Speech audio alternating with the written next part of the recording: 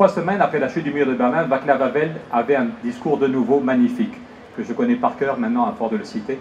Václav Havel, en décembre 89, dit « Le peuple s'est réveillé avec une rapidité bouleversante. Il veillait, il attendait le moment propice. Tous ceux qui n'avaient pas peur, tous ceux qui ne mentaient pas, ont apporté leur contribution. » Et Václav Havel disait « Chacun de nous peut changer le monde. Même s'il croit qu'il n'a pas la moindre importance, chacun de nous peut changer le monde. » Et je crois que c'était vrai en 89 et c'est vrai aujourd'hui. Chacun de nous, même si on nous fait croire qu'on n'a pas la moindre importance, chacun de nous peut changer le monde. Le problème, c'est que ce texte est magnifique, mais qu'à chaque fois que je le cite, je repense à quelqu'un d'autre qui parle des gens sans importance. Et c'est Hannah Arendt. Quand Hannah Arendt se demande comment est-ce que la barbarie a été possible en Europe, comment est-ce qu'un pays civilisé comme l'Allemagne a accepté la barbarie et la Shoah, et Hannah Arendt explique un moment où la crise est trop grave, où les politiques sont trop nuls, trop corrompus, où il y en a marre du chômage, marre de la précarité, marre de ceux qui passent devant moi pour avoir un logement ou un boulot, et du coup, monsieur et madame tout le monde renoncent à vivre en conscience. Monsieur et madame tout le monde se laissent dominer par son cerveau reptilien, et on a tous un cerveau reptilien, qui au bout d'un moment en a marre de la complexité et veut des choses simples et de la castagne. Et ceux qui n'ont pas la même couleur que peau de moi, il y en a marre. Et, voilà. Et donc je pense qu'il y a une course de vitesse. Est-ce que monsieur et madame tout le monde va choisir la liberté, va choisir l'intelligence et la fraternité, ou est-ce que monsieur et madame tout le monde va dire qu'il y en a trop marre, qu'il faut faire péter, qu'il faut renvoyer dans leur pays ceux qui viennent d'ailleurs? Il y a une course de vitesse, et si nous voulons gagner cette course de vitesse, nous devons agir tous ensemble. Si on ne veut pas que le débat public tourne en France autour des idées nauséabondes de Marine Le Pen ou de Dieudonné, c'est à nous de prendre les moyens d'agir. Voter pour Nouvelle Donne, c'est refuser le chacun pour soi, c'est refuser la recherche du bouc émissaire. Voter pour Nouvelle Donne, d'un pays où beaucoup de gens sont sinistrés, ne croient plus à l'avenir et pensent que leurs enfants vivront encore moins bien qu'eux, c'est dire qu'on refuse le chaos. C'est qu'on est convaincus, nous sommes convaincus que la France n'est pas foutue. On vous en a donné quelques exemples aujourd'hui. Il y a des solutions très crédibles, très concrètes pour sortir de l'impasse.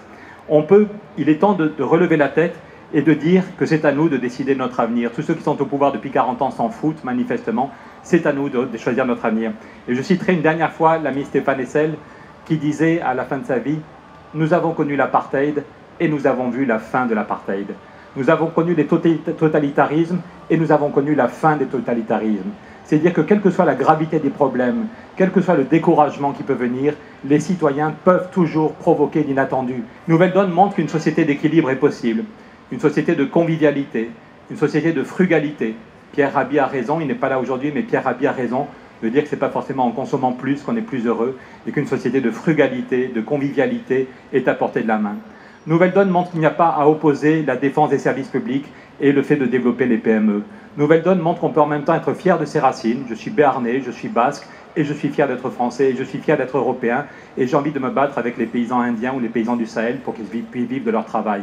Et je pense qu'on est tous pareils, je ne vous connais pas tous pour le moment, mais je pense qu'on est tous en même temps fiers de nos racines, et qu'on sent chez un paysan du Sahel ou chez une femme qui se bat pour sa dignité en Inde, qu'on a la même humanité, qu'on est pétri des mêmes désirs et des mêmes contradictions.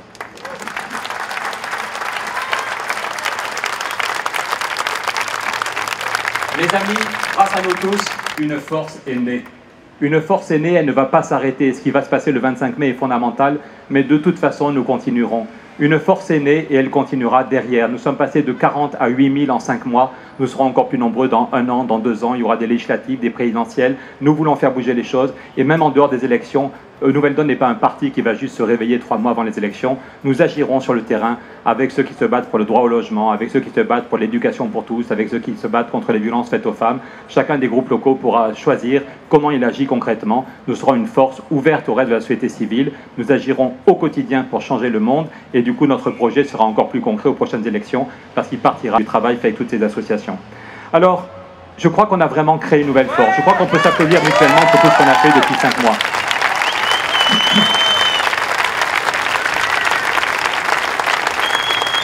On a planté un arbre, on a allumé un feu et il n'est pas prêt de s'éteindre. Donc les amis, on fait campagne jusqu'au bout. On dit que pour être en forme, il faut manger 5 fruits et légumes par jour. 5 fruits et légumes par jour. Je vous demande de parler à 5 citoyens. Tous les jours, vous parlez à 5 citoyens de Nouvelle Donne. Vos copains qui n'y croient plus, on va les convaincre et tous ensemble, on va gagner. Merci.